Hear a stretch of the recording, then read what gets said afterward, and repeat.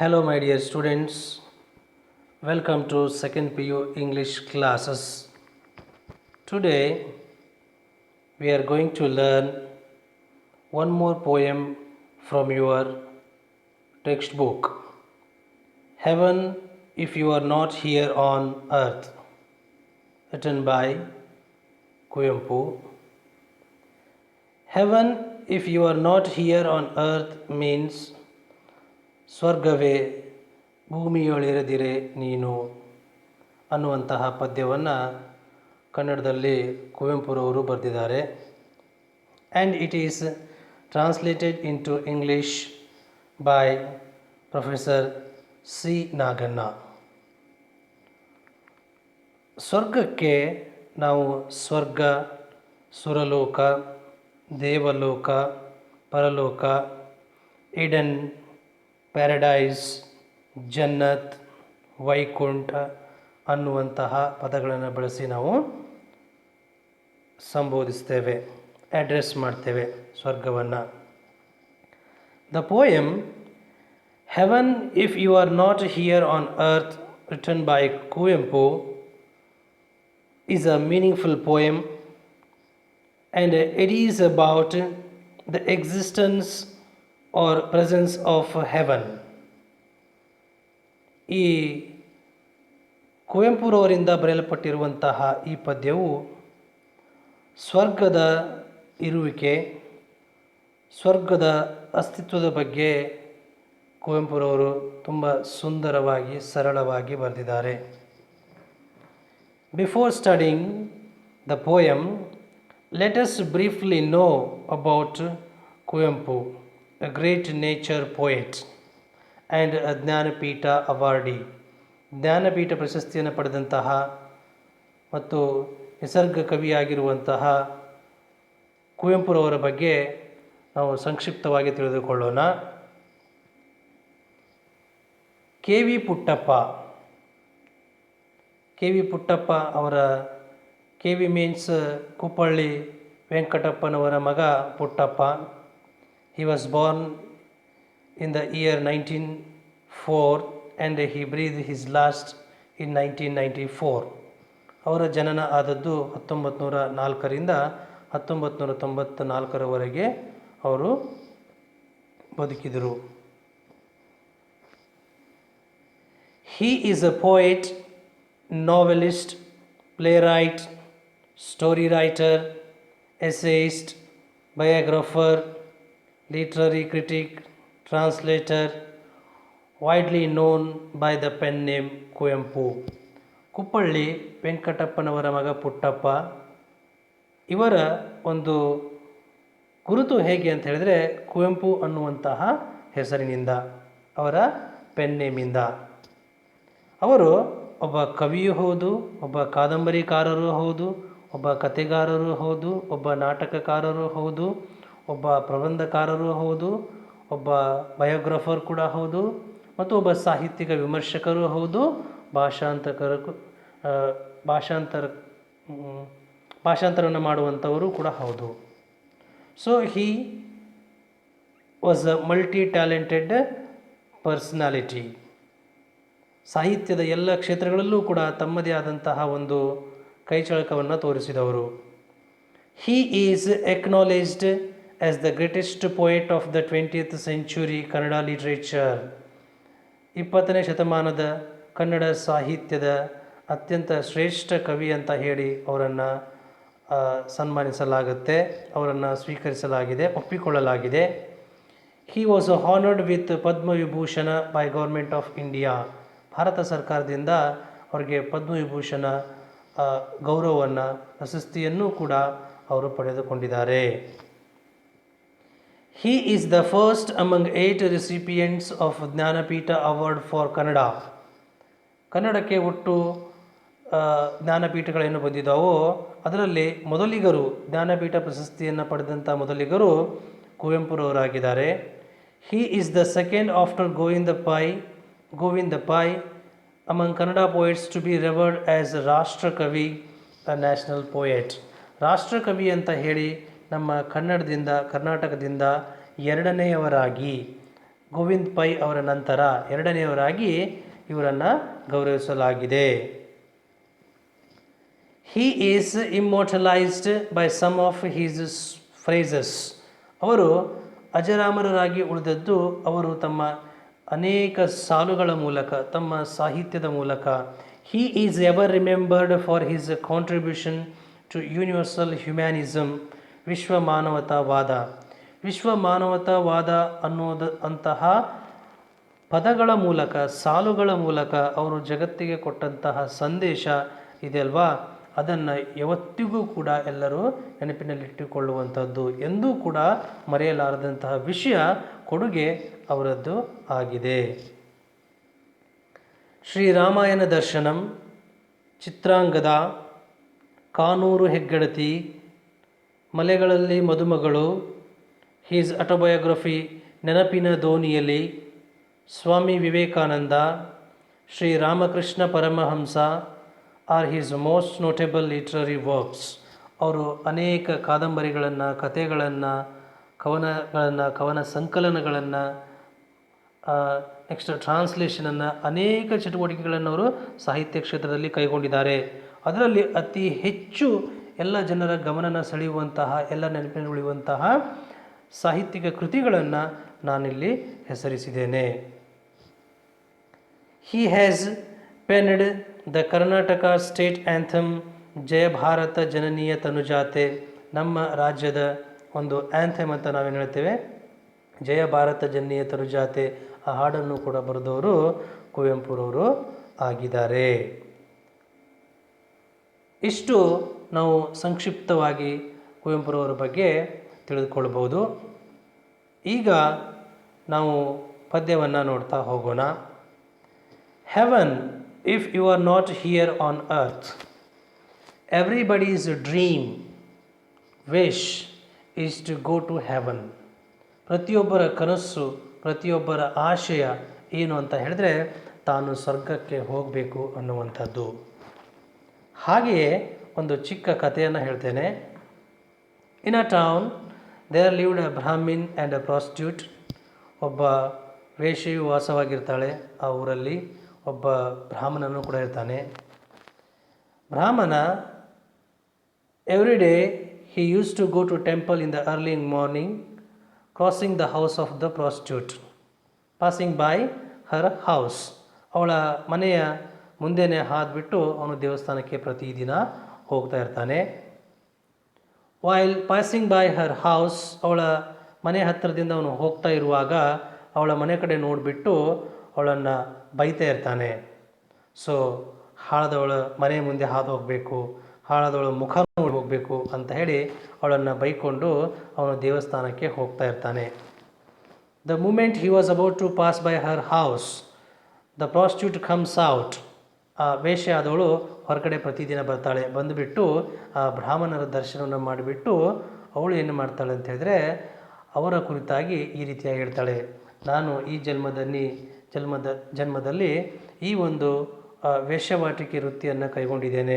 ಇದು ನಾನು ಪಾಪದ ಕೆಲಸ ಮಾಡ್ತಾ ಇದ್ದೇನೆ. ಆದರೆ ಅವರು ಬ್ರಾಹ್ಮಣರ ಹಾಗೆ ನಾನು ಮುಂದಿನ ಜನ್ಮದಲ್ಲೂ ಕೂಡ ಅಂತಹ ಒಳ್ಳೆಯ ಕರ್ಮವನ್ನು ಮಾಡುವಂತಹ ಅವಕಾಶ ನನಗೂ ಸಿಗಲಿ, ಇಂತಹ ಪುಣ್ಯಾತ್ಮರ ದರ್ಶನ ನನಗೆ ಒಳ್ಳೆಯದು ಅಂತ ಹೇಳಿ ಆ ಮಹಿಳೆ ಆ ಬ್ರಾಹ್ಮಣರನ್ನು ನೋಡಿಬಿಟ್ಟು ಹೇಳ್ತಾ ಇರ್ತಾಳೆ.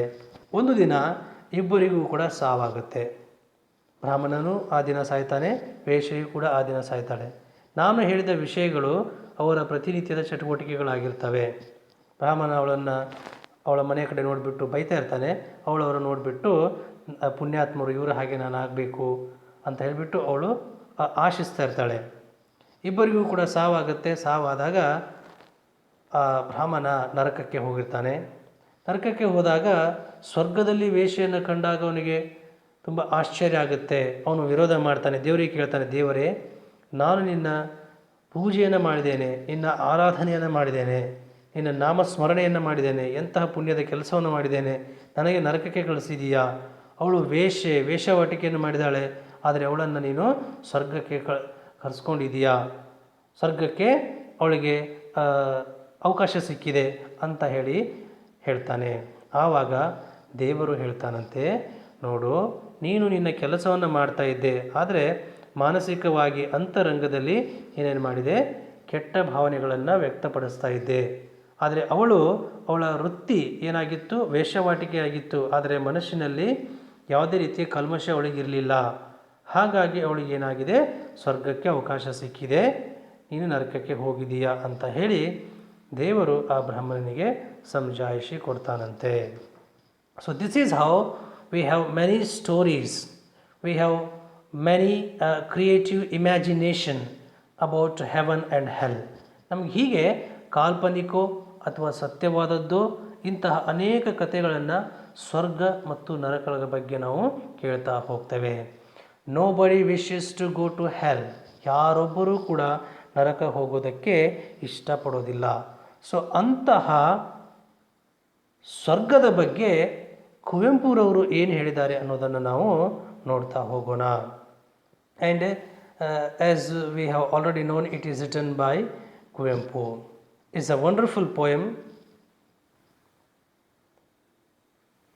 Heaven, heaven if you are not here on earth. ಸ್ವರ್ಗವೇ ನೀನು ಭೂಮಿಯೊಳಿರದಿರೆ ನೀನು. Where else could you be. ಹಾಗಾದರೆ ನೀನು ಎಲ್ಲಿರ್ದೀಯಾ, ನೀನು ಎಲ್ಲಿರಲಿಕ್ಕೆ ಸಾಧ್ಯ ಇದೆ ಅಂತ ಮೊದಲ ಸಾಲಿನಲ್ಲೇ ಕವಿಗಳು ಹೇಳ್ತಾ ಇದ್ದಾರೆ. ಸ್ವರ್ಗವೇ ಭೂಮಿಯೊಳಿರದಿರೆ ನೀನು, ಮೇನೆಲ್ಲಿಯೂ ಇಲ್ಲ. ಸ್ವರ್ಗವೇ ನೀನು ಭೂಮಿಯ ಮೇಲೇ ಇಲ್ಲ ಅಂತ ಹೇಳಿದ್ರೆ ನೀ ಮತ್ತೆಲ್ಲಿಯೂ ಕೂಡ ಮೇಲೆಲ್ಲಿಯೂ ಕೂಡ ಇರಲಿಕ್ಕೆ ಸಾಧ್ಯವೇ ಇಲ್ಲ ಅಂತ ಕುವೆಂಪುರವರು ಹೇಳ್ತಾರೆ. We have believed that heaven is beyond the sky and hell is below the earth. ನಾವು ಅಂದ್ಕೊಂಡಿದ್ದೇವೆ ಈ ನರಕ ಅನ್ನೋದು ಪಾತಾಳದಲ್ಲಿದೆ, ಸ್ವರ್ಗ ಅನ್ನೋದು ಆಕಾಶದ ಆಚೆ ಇದೆ ಅಂತ ನಾವು ಅಂದ್ಕೊಂಡಿದ್ದೇವೆ. ಆದರೆ ಕುವೆಂಪುರವರು ಹೇಳ್ತಾರೆ, ಸ್ವರ್ಗ ನೀನು ಭೂಮಿಯ ಮೇಲೆ ಇಲ್ಲ ಅಂತ ಹೇಳಿದ್ರೆ ಮತ್ತೆಲ್ಲಿಯೂ ಕೂಡ ನೀನು ಇರಲಿಕ್ಕೆ ಸಾಧ್ಯನೇ ಇಲ್ಲ ಅಂತ. ಅದಕ್ಕೆ even John Milton says, there is no heaven and hell in this universe, it is the state of mind. This is how John Milton says. John Milton ಹೇಳ್ತಾನೆ, ಈ ವಿಶ್ವದಲ್ಲಿ ಸ್ವರ್ಗ ನರಕ ಅನ್ನೋದು ಎಲ್ಲೂ ಇಲ್ಲ, ಅದು ಕೇವಲ ನಮ್ಮ ಮನಸ್ಥಿತಿ ಮಾತ್ರ ಅಂತ ಹೇಳ್ತಾನೆ. Even Mahatma Gandhi also said, both heaven and hell are within us. ಸ್ವರ್ಗ ನರಕಗಳೆರಡೂ ಕೂಡ ನಮ್ಮಲ್ಲೇ ಇದ್ದಾವೆ. ನಾವು ಖುಷಿಯಾಗಿದ್ದರೆ ಸ್ವರ್ಗ, ನಾವು ದುಃಖದಿಂದ ನೋವಿನಿಂದ ಬಳಲ್ತಾ ಇದ್ದರೆ ಅದೇ ನರಕ. Both heaven and hell are the two faces of life. ಈ ಸ್ವರ್ಗ ನರಕಗಳೆರಡೂ ಕೂಡ ನಮ್ಮ ಬದುಕಿನ ಎರಡು ಮುಖಗಳಾಗಿದ್ದಾವೆ.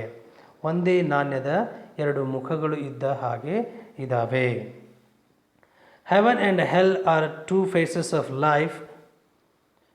ಜಾನ್ ಕೀಟ್ಸ್ ಒಂದು ಮಾತನ್ನು ಹೇಳ್ತಾನೆ, beauty lies in the eyes of beholder ಅಂತ. ಸೌಂದರ್ಯ ನೋಡುವವನ ಕಣ್ಣಿನಲ್ಲಿದೆ ಅಂತ ಅವನು ಹೇಳ್ತಾನೆ. ಅದನ್ನೇ ನಾವು ಸ್ವಲ್ಪ ಬದಲಿಸಿ ಹೇಳೋದಾದರೆ, heaven lies in the eyes of beholder ಅಂತ.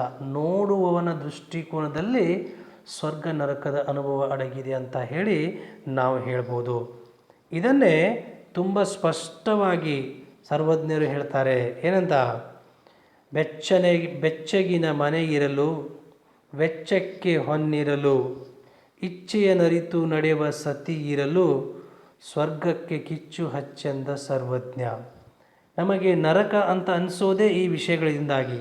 ನನಗೆ ಮನೆ ಇಲ್ಲ, ಸಂಪತ್ತಿಲ್ಲ, ನನ್ನ ಅರಿತುಕೊಂಡು ನಡೆಯುವಂತಹ ಸತಿ ಇಲ್ಲ, ಮನೆಯ ಸದಸ್ಯರಿಲ್ಲ.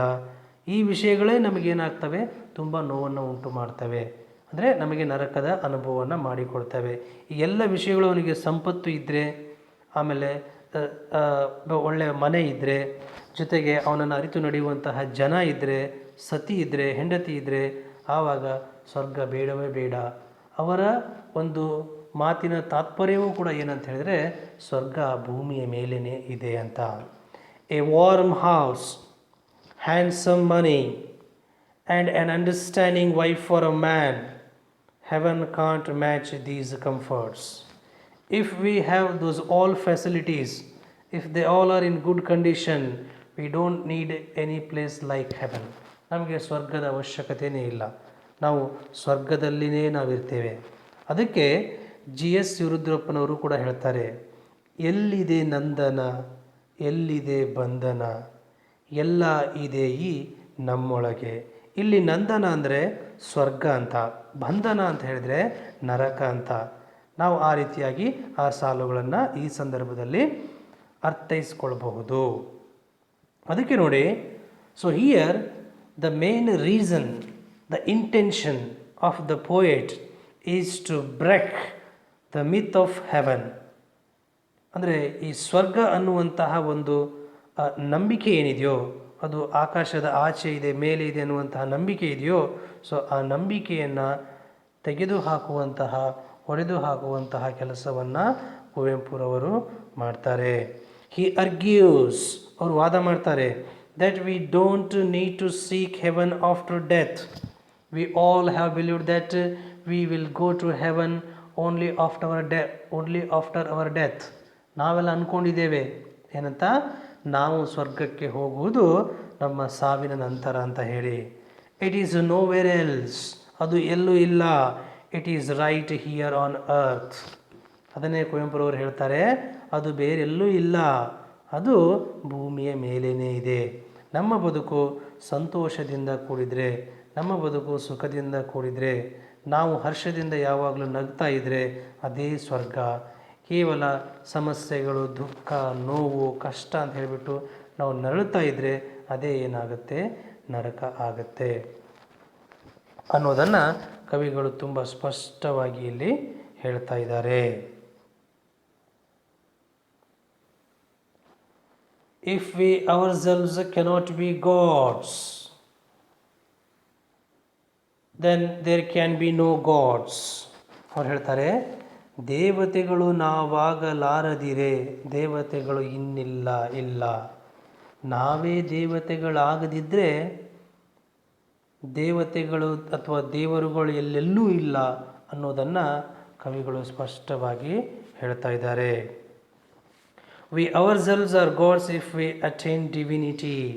ನಾವು ಆ ದೈವತ್ವದ ಅನುಭವವನ್ನು ಮಾಡಿಕೊಂಡ್ರೆ, ಆ ದೇವರ ಸ್ವರೂಪದ ಅನುಭವ ನಮಗಾದರೆ, ಆಧ್ಯಾತ್ಮದ ಅನುಭವ ನಮಗಾದರೆ, ನಮಗೆ ದೇವರ ಒಂದು ಅನುಭವ ಖಂಡಿತ ಆಗುತ್ತೆ.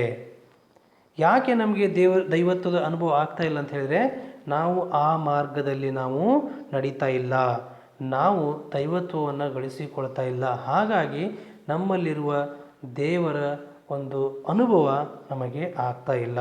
ಅದಕ್ಕೆ ಜಿ ಎಸ್ ಶಿವರುದ್ರಪ್ಪನವರು ಹೇಳ್ತಾರೆ, ಎಲ್ಲೂ ಹುಡುಕಿದೆ ಇಲ್ಲದ ದೇವರ, ಕಲ್ಲು ಮಣ್ಣುಗಳ ಗುಡಿಯೊಳಗೆ ಗುಡಿಯೊಳಗೆ. ಎಂತಹ ಸುಂದರವಾದ ಸಾಲುಗಳಲ್ಲಿ ಜಿ ಎಸ್ ಶಿವರುದ್ರಪ್ಪನವರು ಹೇಳಿದ್ದಾರೆ ಅಂತ ಹೇಳಿದರೆ, ನಾವು ಎಲ್ಲೋ ಇರೋ ದೇವರನ್ನು ಅಥವಾ ಇಲ್ಲದೇ ಇರೋ ದೇವರನ್ನು ನಾವು ಕಲ್ಲು ಮಣ್ಣಿನಿಂದ ಕಟ್ಟಿರುವ ಗುಡಿಯೊಳಗೆ ನಾವು ಹುಡುಕಾಡ್ತಾ ಇದ್ದೇವೆ. ಹಾಗಾದರೆ ದೇವರು ಎಲ್ಲಿದ್ದಾನೆ? ದೇವರು ನಮ್ಮೊಳಗೆ ಇದ್ದಾನೆ, ದೇವರು ನಾವೇ ಆಗಿದ್ದೇವೆ. ಅದಕ್ಕೆ ಹೇಳ್ತಾರೆ, ಅಹಂ ಬ್ರಹ್ಮಾಸ್ಮಿ, ನಾನೇ ದೇವರಾಗಿದ್ದೇನೆ, ನನ್ನಲ್ಲೇ ದೇವರಿದ್ದಾನೆ ಅಂತ. ಆ ದೇವರು ನಮಗೆ ಯಾಕೆ ಕಾಣಿಸ್ತಾ ಇಲ್ಲ, ಆ ದೈವತ್ವದ ಅನುಭವ ನಮಗೆ ಯಾಕೆ ಆಗ್ತಾ ಇಲ್ಲ ಅಂತ ಹೇಳಿದರೆ, ನಾವು ದೈವತ್ವವನ್ನು ಪಡಿತಾ ಇಲ್ಲ, ಆ ಮಾರ್ಗವಾಗಿ ನಾವು ಸಾಗ್ತಾ ಇಲ್ಲ, ನಾವು ಆಂತರಿಕ ಪ್ರಯಾಣವನ್ನು ನಾವು ಮಾಡ್ತಾ ಇಲ್ಲ. We are not taking inner journey. ಹಾಗಾಗಿ ನಮಗೇನಾಗ್ತಾ ಇದೆ, ದೇವರ ಅನುಭವ ನಮಗೆ ಆಗ್ತಾ ಇಲ್ಲ. ಅದಕ್ಕೆ ಮತ್ತೊಂದು ಕಡೆ ದಾಸರು ಹೇಳ್ತಾರೆ, ಅಂತರಂಗದಲ್ಲಿ ಹರಿಯ ಕಾಣದವ ಹುಟ್ಟು ಕುರುಡನು ಅಂತ. ನಮ್ಮ ಅಂತರಂಗದಲ್ಲೇ ದೇವರಿರ್ತಾನೆ, ನಾವೇ ದೇವರಾಗಿರ್ತೀವಿ. ಅದನ್ನು ಕಾಣದೇ ಇದ್ದರೆ ನಾವು ಖಂಡಿತ ಸಾಯುವವರೆಗೂ ಕೂಡ ಏನಾಗಿಬಿಡ್ತೇವೆ, ಕುರುಡರಾಗಿಬಿಡ್ತೇವೆ ಅನ್ನೋದನ್ನು ಕುವೆಂಪುರವರು ಹೇಳ್ತಾ ಇದ್ದಾರೆ. If we ourselves cannot be gods then there can be no gods. ನಾವೇ ದೇವರಾಗದಿದ್ದರೆ ಮತ್ತೆಲ್ಲೂ ದೇವರು ಇಲ್ಲವೇ ಇಲ್ಲ ಅಂತ. Who is god? ದೇವರಂದರೆ ಯಾರು? ನಮಗೆ ಸಹಾಯ ಮಾಡುವವರು, ನಮ್ಮ ಇಷ್ಟಾರ್ಥಗಳನ್ನು ಈಡೇರಿಸುವವರು, ಅದಕ್ಕೆ ಆಶೀರ್ವದಿಸುವವರು ನಮ್ಮ ಸುತ್ತಲೂ ಇದ್ದಾರೆ. ನಮ್ಮ ಪಾಲಕರಾಗಿದ್ದಾರೆ, ನಮ್ಮ ಸ್ನೇಹಿತರಾಗಿದ್ದಾರೆ, ನಮ್ಮ ಶಿಕ್ಷಕರಾಗಿದ್ದಾರೆ, ನಮ್ಮ ಸಹಪಾಠಿಗಳಾಗಿದ್ದಾರೆ, ಅನೇಕ ವ್ಯಕ್ತಿಗಳಾಗಿದ್ದಾರೆ. ಅವರಲ್ಲಿ ನಾವು ದೇವರನ್ನು ಕಾಣ್ತಾ ಇಲ್ಲ. ನಾವು ದೇವರಂತ ಹೇಳಿದರೆ ಇಂತಹದ್ದೇ ಜಾಗದಲ್ಲಿ, ಇಂತಹದೇ ರೂಪದಲ್ಲಿ ಅಂತ ಹೇಳಿಬಿಟ್ಟು ನಾವು ಅದನ್ನು ಫಾಲೋ ಮಾಡಿಕೊಂಡು ಹೋಗ್ತಾ ಇದ್ದೇವೆ. God is one who fulfills our desires and keep us healthy and happy. ನಮ್ಮನ್ನು ಸುಖವಾಗಿಟ್ಟು ಖುಷಿಯಿಂದ ಇಟ್ಟು ನೋಡ್ಕೊಳ್ತಾ ಇರುವಂಥ ವ್ಯಕ್ತಿ ಯಾರಾಗಿದ್ದಾನೆ? ದೇವರಾಗಿದ್ದಾನೆ. ಅದಕ್ಕೆ ಮತ್ತೊಂದು ಕಡೆ ರವೀಂದ್ರನಾಥ್ ಟ್ಯಾಗೋರ್ ಹೇಳ್ತಾರೆ, leave this chanting and singing and telling of beads. Whom dost thou worship in this lonely dark corner of a temple with the doors all shut? ಬಾಗಿಲುಗಳಿಂದ ಮುಚ್ಚಲ್ಪಟ್ಟಿರುವಂತಹ ದೇವಾಲಯದ ಒಂದು ಕತ್ತಲೆಯ ಮೂಲೆಯಲ್ಲಿ ಇರುವಂತಹ ದೇವರನ್ನು ನೀನು ಪೂಜಿಸುವುದಕ್ಕಿಂತ, ಮಂತ್ರಪಠನೆ ಮಾಡೋದಕ್ಕಿಂತ, ಮನೆಯನ್ನು ಎನಿಸುವುದಕ್ಕಿಂತ ನೀನು ಆಚೆ ಬಾ. ಓಪನ್ ದೈನ್ ಐಸ್, ಕಣ್ತೆರೆದು ನೋಡು. And C the god is not there. He is there. The tiller is tilling the hard ground and where the path maker is breaking stones. ಅಂದರೆ ಎಲ್ಲಿ ವ್ಯಕ್ತಿ ಕಷ್ಟಪಟ್ಟು ಶ್ರಮವಹಿಸಿ ಕೆಲಸ ಮಾಡ್ತಾ ಇದ್ದಾನೆ, ದೇವರಲ್ಲಿದ್ದಾನೆ ಅಂತ ಹೇಳ್ತಾ ಇದ್ದಾನೆ. ಇಲ್ಲಿ the tiller is tilling the hard ground, ಅಂದರೆ ರೈತ ಕಷ್ಟಪಟ್ಟು ಕೆಲಸ ಮಾಡ್ತಾ ಇದ್ದಾನೆ, ಅವನಲ್ಲಿ ನೀನು ದೇವರನ್ನು ಕಾಣು. ಯಾಕಂದರೆ ನಿನಗೆ ಅವಶ್ಯಕವಾಗಿ ಬೇಕಾದ ಆಹಾರವನ್ನು ಅವನು ಬೆಳೆದು ಕೊಡ್ತಾನೆ, ನಿನಗೆ ಸಹಾಯ ಮಾಡ್ತಾನೆ, ನಿನಗೆ ಖುಷಿಯಾಗಿಡುವ ಪ್ರಯತ್ನ ಮಾಡ್ತಾನೆ. ಆ್ಯಂಡ್ ದ ಪಾತ್ ಮೇಕರ್, ರಸ್ತೆ ಕೆಲಸ ಮಾಡುವವನು, ಅವನು ತುಂಬ ಚೆನ್ನಾಗಿ ನಡೆದಾಡಲಿಕ್ಕೆ ಬೇಕಾದಂತಹ ಒಳ್ಳೆಯ ರಸ್ತೆ ನಿರ್ಮಾಣದ ಕಾರ್ಯದಲ್ಲಿ ಅವನು ತೊಡಗಿದ್ದಾನೆ, ಅವನಲ್ಲಿ ನೀನು ದೇವರನ್ನು ಕಾಣು ಅಂತ ಹೇಳಿ ರವೀಂದ್ರನಾಥ್ ಟ್ಯಾಗೋರ್ ಅವರು ಕೂಡ ಹೇಳ್ತಾ ಇದ್ದಾರೆ. ಅದರ ಅರ್ಥವನ್ನು ನಾವು ಇಲ್ಲಿ ಕಾಣಲಿಕ್ಕೆ ಸಾಧ್ಯ ಇದೆ. ಅದನ್ನೇ ಕುವೆಂಪುರವರು ಹೀಗೆ ಹೇಳ್ತಾರೆ, if we ourselves cannot be gods then there can be no gods. And the poet Kuvempu continues, if we ourselves are not heavenly nymphs, the nymphs are not elsewhere. ನಾವೇ ಅಪ್ಸರೆಯರಾಗದೇ ಇದ್ದರೆ ಅಪ್ಸರೆಯರು ಬೇರೆಲ್ಲೂ ಇಲ್ಲ. ಅಪ್ಸರೆಯರು ನಾವಾಗಲಾರದಿರೆ ಅಪ್ಸರೆಯರು ಬೇರಿಲ್ಲ ಇಲ್ಲ ಅಂತ ಕುವೆಂಪುರವರು ಹೇಳ್ತಾರೆ. ಯಾಕೆ ಅಂತ ಹೇಳಿದರೆ, ನಾವು ಹೇಗೆ ದೈವತ್ವದ ಅನುಭವವನ್ನು ಮಾಡಿಕೊಂಡ್ರೆ ನಮ್ಮಲ್ಲಿರುವ ದೇವರು ನಮಗೆ ಅನುಭವ ಆಗುತ್ತೋ, ಅದೇ ರೀತಿಯಾಗಿ ನಮ್ಮಲ್ಲಿರುವ ಸೌಂದರ್ಯ ಪ್ರಜ್ಞೆ, ಸೌಂದರ್ಯದ ಅನುಭವ ನಮಗಾದರೆ ನಾವೇ ಅಪ್ಸರೆಯರಾಗಿರ್ತೇವೆ. It means according to Kuvempu, we have failed to realise, to recognise the beauty we have. ನಾವು ಕೇವಲ ಸೌಂದರ್ಯವನ್ನು ಏನು ಮಾಡ್ತಾ ಇದ್ದೇವೆ, ಮತ್ತೊಬ್ಬ ವ್ಯಕ್ತಿಯಲ್ಲಿ ಹುಡುಕಾಡುವಂಥ ಪ್ರಯತ್ನವನ್ನು ಮಾಡ್ತಾ ಇದ್ದೇವೆ. ಆ ಸೌಂದರ್ಯ ಅನ್ನೋದು ನಮ್ಮಲ್ಲೂ ಕೂಡ ಇದೆ. ಅದನ್ನೇ ಜಾನ್ ಕೀಟ್ಸ್ ತುಂಬ ಬ್ಯೂಟಿಫುಲ್ ಆಗಿ ಹೇಳ್ತಾನೆ, beauty lies in the eyes of beholder. ಸೌಂದರ್ಯ ಎಲ್ಲಿರುತ್ತೆ ಅಂತ ಹೇಳಿದ್ರೆ ನೋಡುಗನ ಕಣ್ಣಲ್ಲಿ ಇರುತ್ತೆ ಅಂತ ಅವನು ಹೇಳ್ತಾನೆ. Beauty is a state of mind. ಸೌಂದರ್ಯ ಅನ್ನೋದು ನಮ್ಮ ಮನಸ್ಥಿತಿ ಆಗಿದೆ. ಅದಕ್ಕೆ ಹೇಳ್ತಾ ಇದ್ದಾರೆ, if we ourselves are not heavenly nymphs, the nymphs are not elsewhere. ನಾವೇ ಅಪ್ಸರೆಯರು ಆಗದಿದ್ದರೆ ಅಪ್ಸರೆಯರು ಬೇರೆಲ್ಲೂ ಇಲ್ಲ. We ourselves are heavenly nymphs, demigods and angels if we attain beauty within ourselves. ನಾವು ಅಪ್ಸರೆಯರು ಅಂತ ಯಾಕೆ ಹೇಳ್ತೇವೆ? ಅವರು ತುಂಬ ಸುಂದರವಾಗಿದ್ದಾರೆ ಅಂತ ಹೇಳಿ. ಆ ಸೌಂದರ್ಯ ಏನಾಗಿದೆ, ನಮ್ಮಲ್ಲೂ ಇರುತ್ತೆ. ಅದನ್ನು ಗುರುತಿಸುವಂತಹ ಪ್ರಯತ್ನವನ್ನು ನಾವು ಮಾಡಬೇಕು ಅನ್ನುವಂಥದ್ದು ಇಲ್ಲಿ ಕವಿಯವರ ಒಂದು ವಿಚಾರ ಮತ್ತು ಅಭಿಪ್ರಾಯ ಆಗಿದೆ. If we ourselves are not heavenly nymphs, the nymphs are not elsewhere ಅಂತ ಹೇಳಿ, ಹಿಯರ್ ದ ಪೋಯೆಟ್ ಕನ್ವಿನ್ಸಸ್, ಕವಿಗಳು ನಮಗೆ ಮನವರಿಕೆ ಮಾಡುವ ಪ್ರಯತ್ನವನ್ನು ಮಾಡ್ತಾ ಇದ್ದಾರೆ. ಹೆವನ್, ಸ್ವರ್ಗ, ಗಾಡ್, ದೇವರು, ಆ್ಯಂಡ್ ಹೆವನ್ಲಿ ನಿಮ್ಸ್ ಅಂದರೆ ಅಪ್ಸರೆಯರು, are figments are creation of man's imagination. ಈ ಸ್ವರ್ಗ, ನರಕ, ಅಪ್ಸರೆಯರು ಅನ್ನುವಂತಹ ವಿಚಾರಗಳೇನಿದ್ದಾವೆ, ಸೃಷ್ಟಿಗಳೇನಿದ್ದಾವೆ, ಇವೆಲ್ಲವೂ ಕೂಡ ಮನುಷ್ಯನ ಕಾಲ್ಪನಿಕ ಸೃಷ್ಟಿಗಳಾಗಿದ್ದಾವೆ ಅನ್ನೋದು ಕವಿಯರಾದಂತಹ ಕುವೆಂಪುರವರ ವಿಚಾರ ಆಗಿದೆ, ಅಭಿಪ್ರಾಯ ಆಗಿದೆ.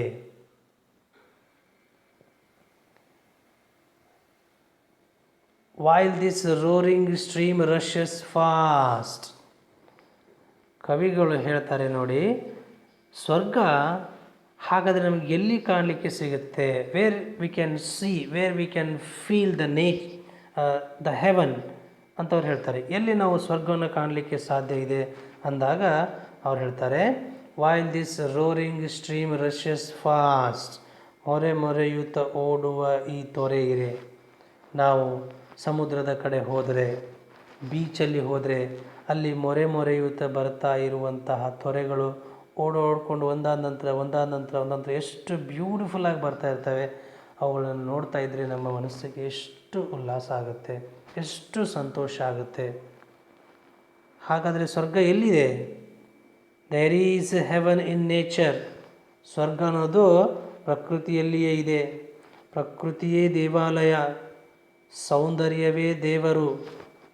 Here the poet means nature itself is a temple and beauty itself is God ಅನ್ನೋದು ಕವಿಗಳ ಅಭಿಪ್ರಾಯ ಆಗಿದೆ.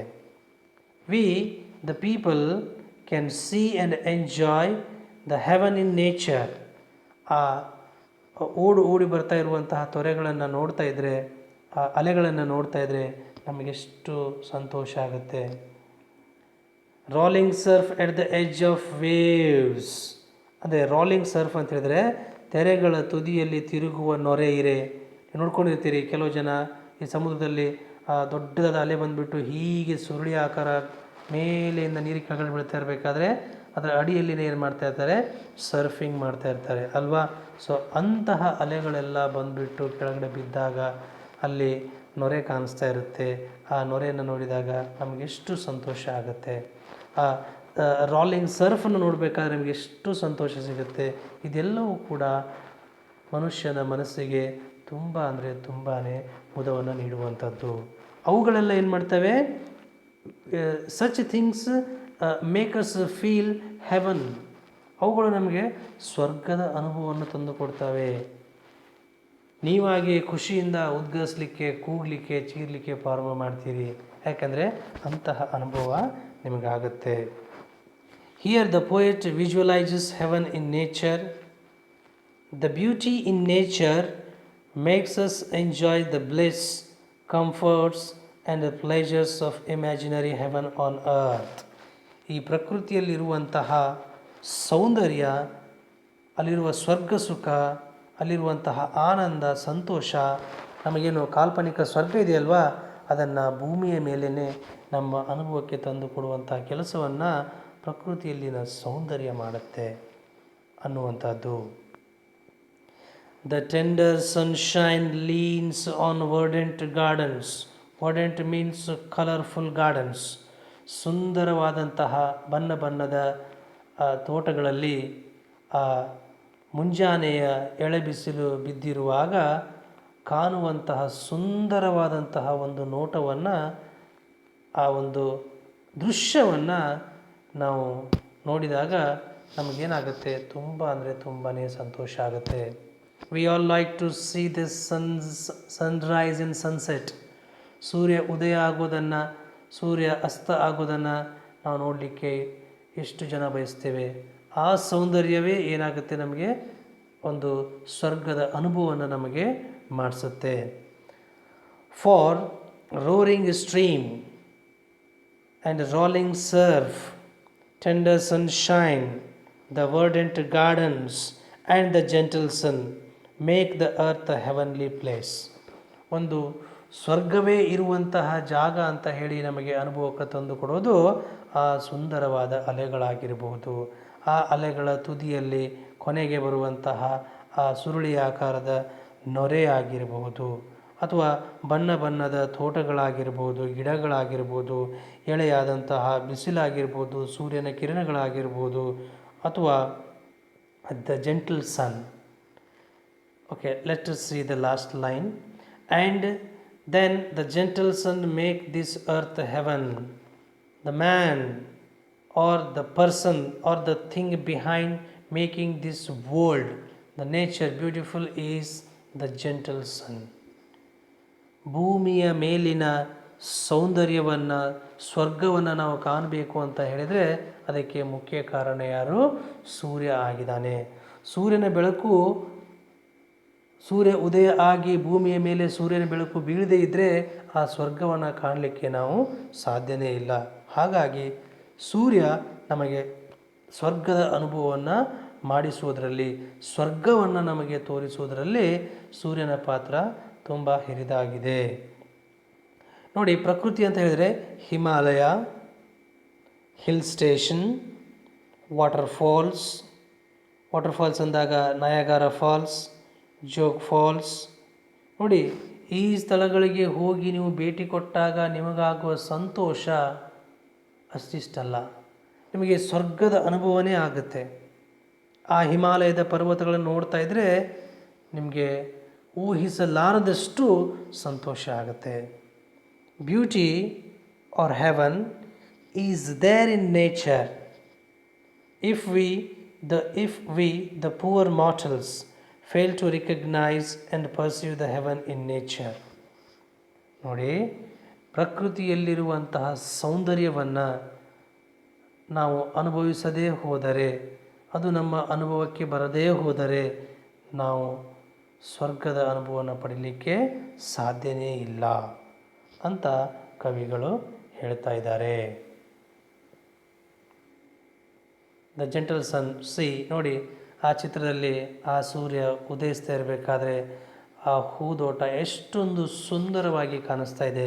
ಅಲ್ಲಿ ಆ ಜೆಂಟಲ್ ಸನ್ನ ಆಗಮನ ಆಗದೇ ಇದ್ದರೆ, ಸೂರ್ಯನ ಆಗಮನ ಆಗದೇ ಇದ್ದರೆ ಅಷ್ಟೊಂದು ಸುಂದರವಾದಂತಹ ಒಂದು ಹೂತೋಟವನ್ನು ಕಾಣಲಿಕ್ಕೆ ಸಾಧ್ಯನೇ ಇಲ್ಲ. ಹಾಗಾಗಿ ಈ ಭೂಮಿಯ ಮೇಲಿನ ಸ್ವರ್ಗದ ಹಿಂದೆ ಯಾರು ಮುಖ್ಯವಾಗಿರ್ತಾರೆ? ಸೂರ್ಯ ಮುಖ್ಯವಾಗಿದ್ದಾನೆ. In the splendor of harvest and of moonlight, heaven lies all over. ಸುಗ್ಗಿಯ ಸೊಬಗಲಿ, ತಿಂಗಳ ಬೆಳಕಲಿ ಸಗ್ಗವು ಬಿದ್ದಿರುವುದು ಅಲ್ಲಲ್ಲಿ. ಸ್ವರ್ಗವು ನಿಮಗೆ ಯಾವಾಗ ಮತ್ತೊಂದು ಅನುಭವಕ್ಕೆ ಬರುತ್ತೆ ಅಂತ ಹೇಳಿದರೆ, the poet says that the real heaven lies all over in the splendor of harvest and moonlight. ಈ ಬೆಳದಿಂಗಳು ಬಿದ್ದಿರುವಾಗ, ಹುಣ್ಣಿಮೆಯ ದಿನ ಮತ್ತು ಸುಗ್ಗಿಯ ಕಾಲದಲ್ಲಿ ನೀವು ಅಲ್ಲಿಗೆ ಹೋಗಿಬಿಟ್ರೆ ಸಾಕು, ಎಷ್ಟೊಂದು ಸುಂದರವಾಗಿ ಅದು ಕಾಣಿಸ್ತಾ ಇರುತ್ತೆ ಅಂತ ಹೇಳಿದರೆ ಅದು ನಮಗೆ ಸ್ವರ್ಗದ ಅನುಭವವನ್ನು ಮಾಡಿಸುತ್ತೆ.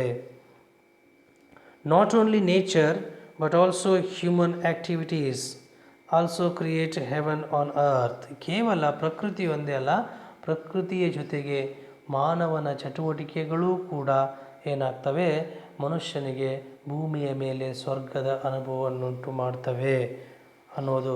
ಸುಗ್ಗಿಯ ಕಾಲ ಆಗಿರ್ಬೋದು, ಸುಗ್ಗಿಯ ಕಾಲದಲ್ಲಿ ನೀವು ಹೋಗಿಬಿಟ್ರೆ ಸಾಕು, ಅಲ್ಲಿ ತೆನೆಯನ್ನು ತಲೆ ಮೇಲೆ ಹೊತ್ತು ನಿಂತಿರುವಂತಹ ವ್ಯಕ್ತಿಯ ಹಾಗೆ ಆ ಎಲ್ಲ ಬೆಳೆಗಳು ನಿಂತ್ಕೊಂಡಿರಬೇಕಾದ್ರೆ ಅವುಗಳನ್ನು ಕಣ್ತುಂಬಿಕೊಳ್ಳೋದೇ ಏನಾಗುತ್ತೆ, ಒಂದು ಸ್ವರ್ಗದ ಅನುಭವ ಆಗಿರುತ್ತೆ.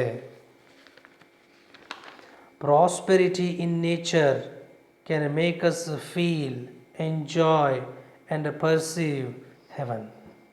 ನೋಡಿ, ಆ ಪ್ರಕೃತಿಯಲ್ಲಿನ ಸಮೃದ್ಧತೆ ಇದೆಯಲ್ವಾ, ಅದು ನಮ್ಮ ಅನುಭವಕ್ಕೆ ತಂದು ಕೊಡುತ್ತೆ, ಅದು ನಾವು ಗ್ರಹಿಸುವ ಹಾಗೆ ಮಾಡುತ್ತೆ ಭೂಮಿಯ ಮೇಲೆ ಸ್ವರ್ಗವನ್ನು. In the splendor of harvest and of moonlight, heaven lies all over. ನೋಡಿ, the earth appears like heaven when moonlight scatters everywhere.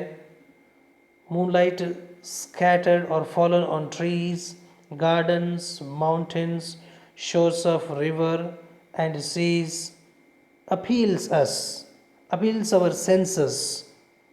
Surely one can feel heaven. ನೋಡಿ, ಹುಣ್ಣಿಮೆಯ ದಿನ ನೀವು ಪ್ರಕೃತಿಯಲ್ಲಿ ಹೋದರೆ, ಸಮುದ್ರದ ದಡಕ್ಕೆ ಹೋದರೆ, ನದಿಯ ದಡಕ್ಕೆ ಹೋದರೆ ಎಷ್ಟೊಂದು ಸುಂದರವಾಗಿ ಆ ಪ್ರದೇಶ ಕಾಣಿಸ್ತಾ ಇರುತ್ತೆ ಅಂತ ಹೇಳಿದ್ರೆ ನಮಗದನ್ನು ಊಹಿಸಿಕೊಳ್ಳೋದಕ್ಕೂ ಕೂಡ ಆಗಲ್ಲ. ಅಷ್ಟೊಂದು ಸುಂದರವಾಗಿ ಕಾಣಿಸ್ತಾ ಇರುತ್ತೆ. ಅದು ಸ್ವರ್ಗಕ್ಕಿಂತಲೂ ಮಿಗಿಲಾದದ್ದಿರುತ್ತೆ. ಸ್ವರ್ಗಕ್ಕೆ ಹೋಗಿ ಬಂದವರು ಸ್ವರ್ಗ ಹೀಗೆ ಇದೆ ಅಂತ ಹೇಳಿದವರು ಯಾರೂ ಇಲ್ಲ. ಆದರೆ ಆ ಸ್ವರ್ಗದ ಅನುಭವ ನಮಗಾಗಬೇಕು ಅಂತ ಹೇಳಿದರೆ ಆ ಸುಗ್ಗಿಯ ಕಾಲದಲ್ಲಿ ಬೆಳದಿಂಗಳು ಏನು ಚೆಲ್ಲಿರುತ್ತೋ, ಬೆಳದಿಂಗಳೇನು ಬಿದ್ದಿರುತ್ತೋ, ಆವಾಗ ನಾವು ಅದನ್ನು ನೋಡಬೇಕು, ನಾವು ಅದನ್ನು ಅನುಭವಿಸಬೇಕು. ಅಂದಾಗ ಮಾತ್ರ ನಮಗೆ ಸ್ವರ್ಗದ ಅನುಭವ ಆಗುತ್ತೆ. Imbibing and spilling the song of nectar, the poet does creates heaven on earth. Imbibing ಅಂದರೆ ಟೇಕಿಂಗ್ ಇನ್, ಡ್ರಿಂಕ್ಸ್ ಅಂತ. The poet takes in and he spills out the song of nectar. Nectar ಅಂತ ಹೇಳಿದರೆ ನಾವು ಅಮೃತ ಅಂತ ಹೇಳ್ತೇವೆ. ಅಮೃತದಂತಹ ಅಥವಾ ಅಮೃತದ ಹಾಡನ್ನು ಸವಿದು, ಅಂದರೆ ಈ ಭೂಮಿಯ ಮೇಲೆ ಇರುವಂತಹ ಸ್ವರ್ಗದ ಸವಿಯನ್ನು ಸವಿದು, ಸ್ವರ್ಗ ಎನ್ನುವಂತಹ ಅಮೃತವನ್ನು ಸವಿದಂತಹ ಕವಿ ಏನು ಮಾಡ್ತಾನೆ, ತನ್ನ ಹಾಡಿನ ಮೂಲಕ ಆ ಸ್ವರ್ಗವನ್ನು ಎಲ್ಲ ಕಡೆ ಚೆಲ್ತಾ ಹೋಗ್ತಾನೆ. The poet does creates heaven on earth. ಕವಿ ಏನು ಮಾಡ್ತಾನೆ, ಭೂಮಿಯ ಮೇಲೆ ಸ್ವರ್ಗವನ್ನು ತನ್ನ ಸಾಹಿತ್ಯಿಕ ಕೃತಿಗಳ ಮೂಲಕ, ತನ್ನ ಪದಗಳ ಮೂಲಕ, ಸುಂದರವಾದ ಸಾಲುಗಳ ಮೂಲಕ ಭೂಮಿಯ ಮೇಲೆ ಸ್ವರ್ಗವನ್ನು ಅವನು ಸೃಷ್ಟಿ ಮಾಡ್ತಾ ಹೋಗ್ತಾನೆ. It is the poet who easily perceives heaven on earth. ಭೂಮಿಯ ಮೇಲೆ ಇರುವಂತಹ ಸ್ವರ್ಗವನ್ನು ಬಹು ಬೇಗನೆ ಗ್ರಹಿಸಿ ಅದರ ಸ್ವರ್ಗದ ಸವಿಯನ್ನು ಸವಿದು ಬಹುಬೇಗನೆ ಸುಲಭವಾಗಿ ಸವಿಯೋರು ಕವಿಗಳಾಗಿರ್ತಾರೆ. ಯಾಕೆ ಅಂತ ಹೇಳಿದರೆ, ಮಳೆಯಾಗಿರುವಾಗ ಆ ಮಳೆಯ ಹನಿಗಳು ಮರದ ಎಲೆಯ ಮೇಲೆ ಅಥವಾ ಕೆಲವು ದೊಡ್ಡದಾದಂತಹ ಎಲೆಗಳ ಮೇಲೆ ಬಿದ್ದಿರುವ ಮಳೆಯ ಹನಿ ಏನಾಗ್ತಾ ಇರುತ್ತೆ, ಗಾಳಿ ಬಿಟ್ಟಾಗ ಆ ಎಲೆ ಆಚೆ ಈಚೆ ಮೇಲೆ ಕೆಳಗೆ ಹೀಗೆ ಅದು ಹೊರಳಾಡ್ತಾ ಇರುವಾಗ ಅದರೊಟ್ಟಿಗೆ ಮಳೆಯ ಹನಿ ಒಂದು ಸಾರಿ ಆಚೆ ಓಡಿ ಹೋಗೋದು, ಒಂದು ಸಾರಿ ಈಚೆ ಓಡಿ ಬರೋದು ನೋಡಲಿಕ್ಕೆ ಎಷ್ಟು ಸುಂದರವಾಗಿರುತ್ತೆ. ಅದನ್ನು ಒಬ್ಬ ಕವಿ ನೋಡಿದಾಗ ಕವಿ ಅದನ್ನಲ್ಲಿ ನಿಂತ್ಕೊಂಡು ನೋಡ್ತಾನೆ, ಅದನ್ನು ಸವಿತಾನೆ, ಅದನ್ನು ಆಸ್ವಾದಿಸ್ತಾನೆ. ಆದರೆ ನಾವು ಏನು ಮಾಡ್ತೇವೆ, ಸಾಮಾನ್ಯ ಜನರು ಅದನ್ನು ನಿಂತ್ಕೊಂಡು ಎಂಜಾಯ್ ಮಾಡಲಿಕ್ಕೆ ಹೋಗೋದೇ ಇಲ್ಲ. So haven is everywhere. ಸ್ವರ್ಗ ಅನ್ನೋದು ಎಲ್ಲ ಕಡೆಯೂ ಕೂಡ ಇದೆ. ನಾವಿರುವ ಜಾಗದಲ್ಲಿ, ನಾವು ಕೆಲಸ ಮಾಡುವ ಜಾಗದಲ್ಲಿ, ನಾವು ತಿನ್ನುವ ಆಹಾರದಲ್ಲಿ, ನಮ್ಮ ಬದುಕಿನಲ್ಲಿ ಪ್ರತಿಯೊಂದರಲ್ಲೂ ಕೂಡ ಸ್ವರ್ಗ ಇದೆ. ಆದರೆ ಅದನ್ನು ಗ್ರಹಿಸುವಂತಹ, ಅದನ್ನು ಸವಿಯುವಂತಹ, ಅದನ್ನು ಗಮನಿಸುವಂತಹ ಒಂದು ಅಭಿರುಚಿ, ಒಂದು ಮನಸ್ಥಿತಿ ನಮ್ಮದಾಗಿರಬೇಕು ಅಷ್ಟೇ. ಆದರೆ ಕುವೆಂಪುರವರು ಹೇಳ್ತಾರೆ, it is the poet who easily perceives heaven on earth. He takes in the nectar of heaven through his experience. ತನ್ನ ಅನುಭವದ ಮೂಲಕ ಆ ಭೂಮಿಯ ಮೇಲಿರುವಂತಹ ಸ್ವರ್ಗದ ಸವಿಯನ್ನು ಅವನು ಸವಿತಾನೆ. ಆ್ಯಂಡ್ ಸ್ಪಿಲ್ಸ್ ಇಟ್, ಅದನ್ನು ಹೊರ ಹಾಕ್ತಾನೆ. Through his songs, words or poetry. ತನ್ನ ಕವಿತೆ, ತನ್ನ ಹಾಡುಗಳು, ತನ್ನ ಸಾಲುಗಳು, ತನ್ನ ಪದಗಳ ಮೂಲಕ ಅವನು ಅದನ್ನು ಹೊರ ಹಾಕ್ತಾ ಹೋಗ್ತಾನೆ. ಆ ಸ್ವರ್ಗದ ಒಂದು ಸವಿಯನ್ನು ಅವನು ಚೆಲ್ತಾ ಹೋಗ್ತಾನೆ. The poet creates heaven on earth through his songs and poetry. ತನ್ನ ಒಂದು ಕವಿತೆ ಆಗಿರ್ಬೋದು, ತನ್ನ ಒಂದು ಸಾಲುಗಳಾಗಿರ್ಬೋದು, ತನ್ನ ಒಂದು ಸಾಹಿತ್ಯಿಕ ಕೃತಿಯಾಗಿರ್ಬೋದು, ಅದರ ಮೂಲಕ ಭೂಮಿಯ ಮೇಲೆ ಸ್ವರ್ಗವನ್ನು ಅವನು ಸೃಷ್ಟಿ ಮಾಡ್ತಾ ಹೋಗ್ತಾನೆ ಅನ್ನೋದನ್ನು ನಾವು ಗಮನಿಸಬಹುದು. ದಸ್, ಹೀಗೆ, the poet Kuvempu breaks the myth of heaven, god and heavenly nymphs, and he concludes that heaven is the creation of one's own mind. ಕುವೆಂಪುರವರು ಈ ಸ್ವರ್ಗ, ದೇವರು, ಅಪ್ಸರೆಯರು ಅನ್ನುವಂತಹ ಕಾಲ್ಪನಿಕ ವಿಚಾರಗಳನ್ನು ಅವ್ರೇನು ಮಾಡ್ತಾರೆ, ಕಾಲ್ಪನಿಕ ವಿಚಾರಗಳಂತ ಹೇಳಿಬಿಟ್ಟು ನಮಗೆ ತಿಳಿಸಿಕೊಡ್ತಾರೆ ಮತ್ತು ಕೊನೆಗೊಳಿಸ್ತಾರೆ. ಏನಂತ ಹೇಳಿ, haven is the creation of one's own mind. ಒಬ್ಬ ವ್ಯಕ್ತಿಯ ಮನಸ್ಸಿನ ಸೃಷ್ಟಿ ಏನಾಗಿರುತ್ತೆ, ಸ್ವರ್ಗ ಆಗಿರುತ್ತೆ ಅಂತ ಹೇಳಿ ಅವರು ತಮ್ಮ ಮಾತುಗಳನ್ನು ಮುಗಿಸ್ತಾರೆ. ಈ ಪದ್ಯದ ಕನ್ನಡ ಒಂದು ಒರಿಜಿನಲ್ ಪೋಯಮನ್ನು ನೋಡೋಣ.